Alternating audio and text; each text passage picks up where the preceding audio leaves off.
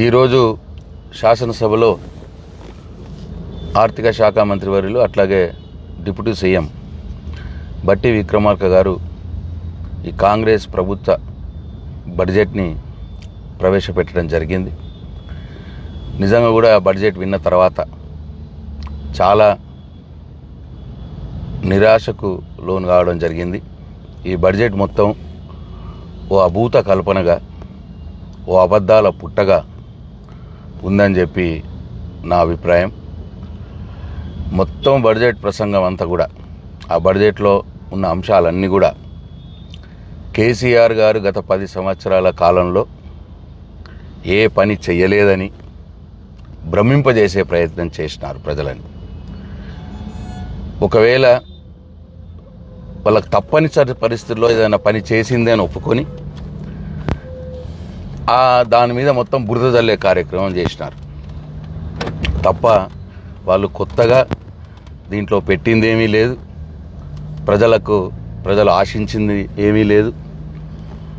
వారు ఎన్నికలప్పుడు ఏ మాటలైతే చెప్పినారో, ఏ హామీలైతే ఇచ్చినారో, 6 గ్యారంటీలు, 13 హామీలు, 420 వాగ్దానాలు ఏవైతే వాళ్ళ ఎన్నికల్లో చెప్పి ప్రజల ఓట్లు దండుకొని అధికారంలోకి వచ్చినారో అవన్నిటినీ కూడా ఎగ్గొట్టే ప్రయత్నం చేశారు ఈ బడ్జెట్లో. కొన్నిటి అయితే అసలు ఊసే లేదు. కొన్ని హామీల్ని, కొన్ని గ్యారంటీల్ని, కొన్ని వాగ్దానాల్ని అసలు వాటి ఊసు కూడా ఈ బడ్జెట్ ప్రసంగంలో లేదు. ఉదాహరణకు అంటే అన్ని వర్గాల ప్రజల్ని, ఈ వీరు ప్రభుత్వంలోకి రావటానికి ఉపయోగపడినటువంటి రైతులు కావచ్చు, మహిళలు కావచ్చు, పెన్షన్దారులు కావచ్చు, యువత కావచ్చు, నిరుద్యోగులు కావచ్చు, ప్రతి ఒక్కరిని ఈ బడ్జెట్ వంచింది. వారికి అనేక ఆశలు రేపి వాళ్ళ ఓట్లు దండుకొని ప్రభుత్వంలోకి వచ్చి ఇవాళ ఈ పూర్తి బడ్జెట్ పెట్టి వాళ్ళని వంచింది, వాళ్ళని మోసం చేసింది అని చెప్పి నేను భావిస్తూ ఉన్నా. ఉదాహరణకు 2000 రూపాయలు కేసీఆర్ గారు ఇచ్చే పెన్షన్ని 4000 చేస్తా అని చెప్పి ఈ రాష్ట్రంలో ఉన్నటువంటి దాదాపు 50 లక్షల మంది పెన్షన్దారులని నమ్మించినాడు. ఇవాళ ఆ 4000 రూపాయల పెన్షన్ ఊసే లేదు ఈ బడ్జెట్లో. అట్లాగే దాదాపు 1 కోటి మంది మహిళలకు 2500 రూపాయలు ఇస్తా అని చెప్పి అప్పుడు ఎలక్షన్ల కంటే మొదలు నమ్మించినారు. ఇవాళ ఆ 1 కోటి మంది మహిళలకు 2500 రూపాయలు హామీ ఏదైతే ఉందో దాని ఊసు లేదు ఈ బడ్జెట్లో.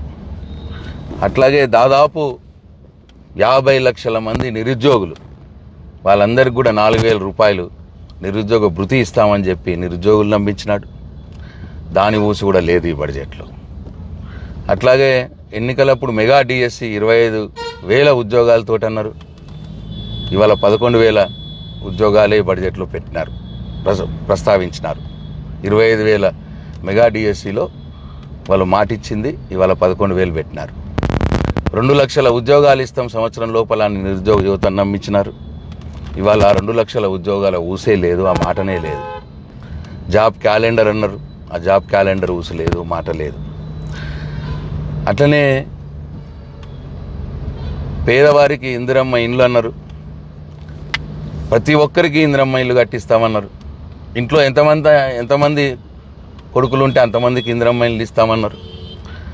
5 లక్షల రూపాయలు అందరికీ, 6 లక్షల రూపాయలు ఎస్సీ, ఎస్టీ, మైనార్టీ వర్గాలకు ఇస్తామన్నారు.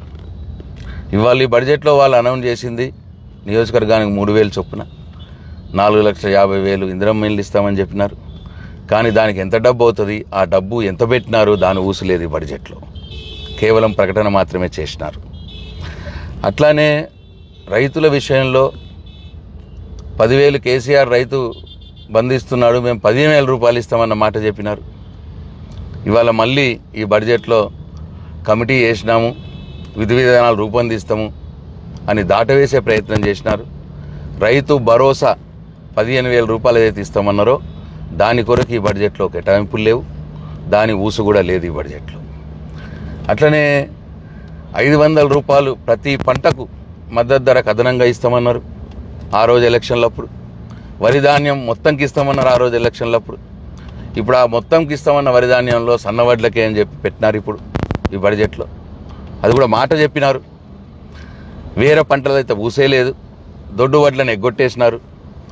ఆ సన్నవడ్లకు కూడా ఎంత ఇస్తారు, ఎంత డబ్బు పెట్టినారు ఈ బడ్జెట్లో అంటే ఆ ఊసు కూడా లేదు, ఆ డబ్బు కూడా పెట్టలే. అట్లనే రుణమాఫీ ఏకకాలంలో 31,000 కోట్ల రూపాయలు చేస్తామని చెప్పినారు, ప్రగల్భాలు పలికినారు. డిసెంబర్ 9 నేను రాగానే చేస్తానన్నాడు, 2 లక్షలు ఒకటేసారి మాఫీ చేస్తా అన్నాడు.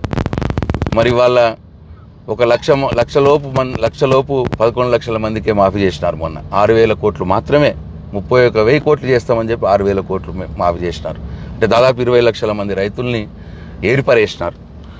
అది రేషన్ కార్డుల పేరు మీద ఏర్పరేసినారు, కుటుంబంలో ఏదైనా చిన్న ఉద్యోగం చేసినా ఏర్పరేసినారు, ఇన్కమ్ ట్యాక్స్ లోన్ల కోసం ఇన్కమ్ ట్యాక్స్ కట్టిన వాళ్ళని ఏర్పరేసినారు, రీషెడ్యూల్ పేరు మీద ఏర్పడేసినారు. ఇట్లా వివిధ కారణాలు చెప్పి రుణమాఫీ లభించకుండా 20 లక్షల మంది రైతుల్ని మోసం చేసినారు. మరి ఆ 31,000 కోట్లు చేస్తామన్నది కూడా ఎక్కడి నుంచి తెస్తారు, ఎట్లా తెస్తారు, ఆ ఊసు లేదు. అంటే ఇట్లా కొన్నిటి ప్రస్తావన లేదు ఈ బడ్జెట్లో. వాళ్ళు ఎన్నికల్లో గెలిచిన అంశాల మీద కొన్నిటి ప్రస్తావనే లేదు. కొన్ని ప్రస్తావన పెట్టినా డబ్బు ఎంత పెడతామో చెప్పలేదు.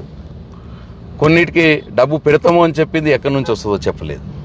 ఇట్లా టోటల్గా ఈ బడ్జెట్ ఒక అభూత కల్పనగా, ఒక ట్రాష్గా మిగిలిపోయింది.